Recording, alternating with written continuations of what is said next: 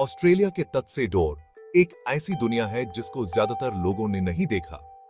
ये दुनिया पानी के नीचे छुपी हुई है, जहां रंग बिरंगे कोरल्स और अनेक प्रकार के जीवन मिलते हैं। ये दुनिया जिंदगी से भरी हुई है, रंगों से साजा हुआ है और छोटे छोटे क्रीचर्स ने हजार साल लगाकर बनाया है। हर कोरल, हर मछली और हर समुद्री जीवन का अपना एक अलग ही रंग है, जो मिलकर एक खूबसूरत तस्वीर बनाते हैं। ये है ग्रेट बैरियर रीफ, धरती पे सबसे बड़ा कोरल रीफ सिस्टम। ये रीफ सिस्टम इतना बड़ा है कि इसकी लंबाई लगभग 200-300 किलोमीटर तक फैली हुई है। स्पेस से भी दिखता है। ये प्रकृति की पावर का प्रमाण है और काउंटलेस मरीन स्पीसीज के लिए एक इंपॉर्टेंट इकोसिस्टम है। ये एक ऐसा इकोसिस्टम है जो सिर्फ समुद्री जीवन के लिए नहीं, बल्कि पूरे विश्व के लिए महत्वपूर्ण है। 2300 किलोमीटर से ज्यादा एरिया में स्प्रेड और 2900 से ज्यादा इंडिविजुअल रीफ्स के साथ ये डाइवर्स, साइंटिस्ट्स और नेचर लवर्स सबके लिए एक हेवन है। यहाँ आकर लोग समुद्री जीवन को करीब से देख सकते हैं और इसके बारे में अधिक जान सकते हैं। लेकिन इसकी खूबसूरती के पीछे एक फ्रैजाइल इकोसिस्टम है, जो क्लाइमेट चेंज, पोल्यूशन और ह्यूमन एक्टिविटीज से खतरे में है। कोरल ब्लीचिंग, जो क्लाइमेट चेंज के कारण होता है, इस रीफ को बहुत नुकसान पहुंचा रहा है। पोल्यूशन और मानव क्रियाओं के कारण भी ये रीफ प्रभावित हो रहा है। इस नेचुरल वंडर का फ्यूचर अभी अनसर्टेन है और हमें इसे समझने और प्रोटेक्ट करने की जरूरत है आने वाली जनरेशंस के लिए।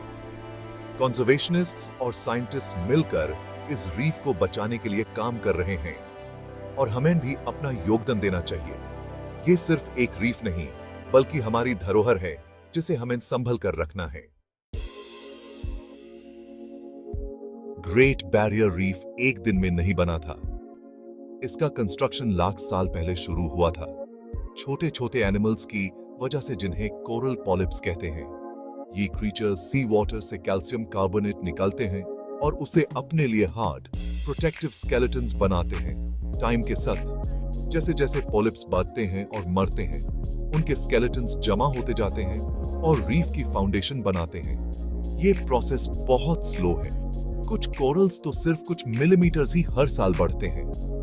ग्रेट बैरियर रीफ का इतना बड़ा साइज इन छोटे आर्किटेक्ट्स के हजार साल की मेहनत का प्रमाण है।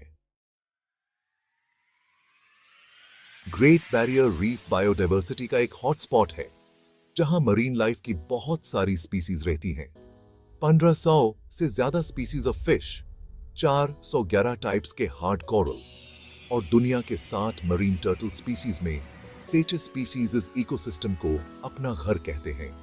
शार्क्स, रेज, डॉल्फिन्स और वेल्स रीफ के एजेस पे पेट्रोल करते हैं, जबकि सी हॉर्सेस, क्रैब्स और काउंटलेस इनवर्टेब्रेट्स इसके कोरल ब्रांचेस में शेल्टर लेते हैं। ये intricate web of life reef की हेल्थ पे डिपेंड करता है।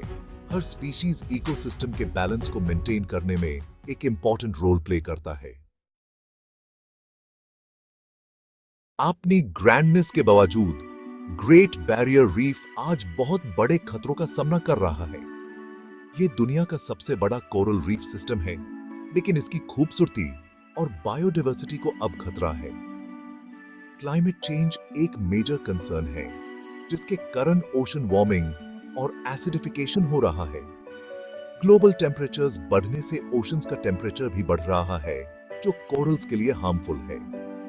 एसिडिफिकेशन से ओशन का पीएच लेवल गिर रहा है, जो मेरीन लाइफ के लिए टॉक्सिक बन रहा है। ये चेंजेस कोरल्स को स्ट्रेस देते हैं, जिससे कोरल ब्लीचिंग होता है, एक ऐसा फिनोमेनन जहां कोरल्स अपने टिश्यूज में रहने वाले अलगे को एक्सपेल कर देते हैं और व्हाइट हो जाते हैं। अलगे के बिना कोरल्स अपना रंग और एनर्जी दोनों खो देते हैं, जो उनकी मौत का कारण बन सकता है। कोस्टल डेवलपमेंट, एग्रीकल्चर और इंडस्ट्रियल एक्टिविटीज से होने वाला पोल्यूशन वाटर क्वालिटी को और खराब करता है, जिससे मरीन लाइफ और कोरल ग्रोथ को नुकसान पहुंचता है। फर्टिलाइजर्स और पेस्टिसाइड से भरा रन ऑफ ओशन में मिलता है, जो कोरल्स और फिश के लिए हार्मफुल होता है। इंडस्ट्रियल वेस्ट और प्लास्टिक पोल्यूशन भी रीफ के हेल्थ को अफेक्ट करते हैं। ओवरफिशिंग इकोसिस्टम के बैलेंस को डिसरप्ट करता है, प्रेडेटर प्रे रिलेशनशिप्स को इंपैक्ट करता है और फिश पॉपुलेशंस को खतरे में डालता है। जब स्पेसिफिक फिश स्पीसीज ओवरफिश्ड होती हैं, तो उनका इकोलॉजिकल रोल खत्म हो जाता है जो पूरे मरीन इकोसिस्टम को अफेक्ट करता है। ये इम्बैलेंस रीफ के हेल्थ को और भी ज्यादा डिटीरियरेट करता है। सेक्शन 5, बातें समंदर, कलेक्टिव एक्शन। इस अर्जेंसी को समझते हुए साइंटिस्ट्स, कंजर्वेशनिस्ट्स और गवर्नमेंट्स ग्रेट बैरियर रीफ को प्रोटेक्ट करने के लिए काफी मेहनत कर रहे हैं। रिसर्च प्रोजेक्ट्स कोरल रेजिलियंस को समझने, इनोवेटिव रेस्टोरेशन टेक्निक्स डेवलप करने और रीफ की हेल्थ को मॉनिटर करने पे फोकस कर रहे हैं।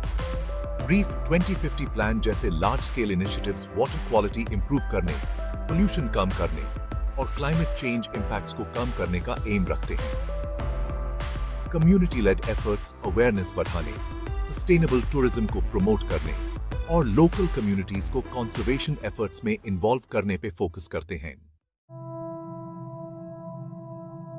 सेक्शन 6, रीफ के रखवाले। इंडिजिनस कम्युनिटीज हजार साल से ग्रेट बैरियर रीफ की देखभाल करते आ रहे हैं।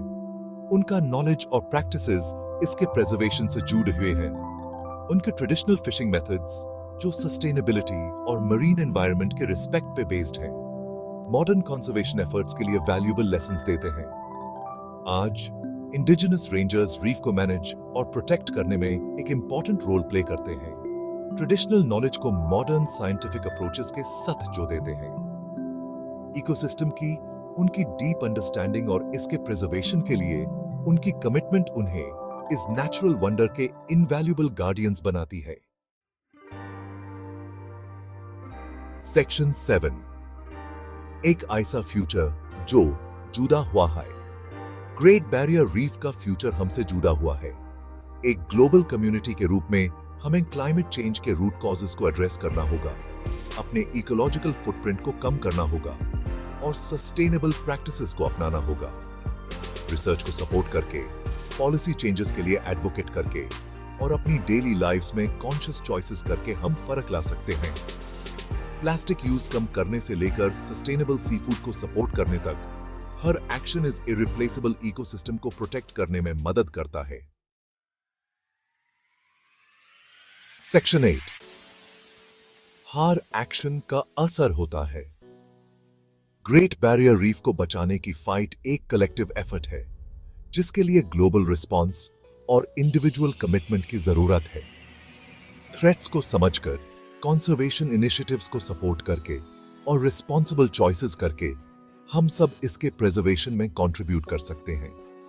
खुद को और फ्यूचर जनरेशंस को रीफ की इंपॉर्टेंस और इसके चैलेंजेस के बारे में एजुकेट करना बहुत जरूरी है।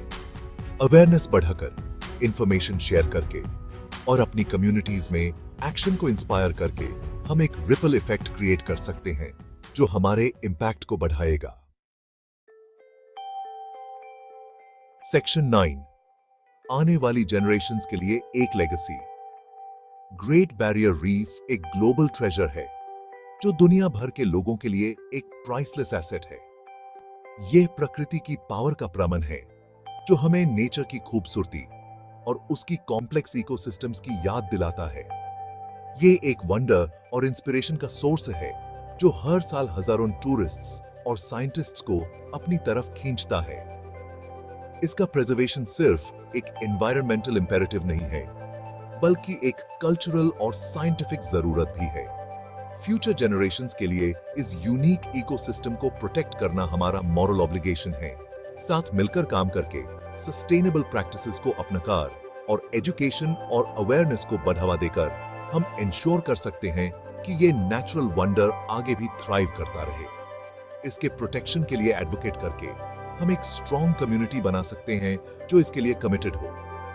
हम इंश्योर कर सकते हैं कि ये नेचुरल वंडर आगे भी थ्राइव करता रहे और आने वाली जनरेशंस को इंस्पायर करता रहे। ये सिर्फ एक एनवायरमेंटल एफर्ट नहीं, बल्कि एक सोशल मूवमेंट भी है। आने वाली जनरेशंस को इंस्पायर करता रहे ताकि वो भी इसके प्रोटेक्शन के लिए अपना योगदान दे सके। आइए इस इरिप्लेसेबल ट्रेजर के रिस्पॉन्सिबल स्टीवर्ड्स बने और इसकी लेगेसी को एक ऐसे फ्यूचर के लिए सेफगार्ड करें जहां ह्यूमैनिटी और नेचर दोनों हार्मनी में थ्राइव कर सके। इसकी लेगेसी को एक ऐसे फ्यूचर के लिए सेफगार्ड करें जहां ह्यूमैनिटी और नेचर दोनों हार्मनी में थ्राइव कर सके। यह हम सबकी जिम्मेदारी है। जहां ह्यूमैनिटी और नेचर दोनों हार्मनी में थ्राइव कर सकें और हम सब मिलकर इस प्राइसलेस एसेट को प्रोटेक्ट कर सकें।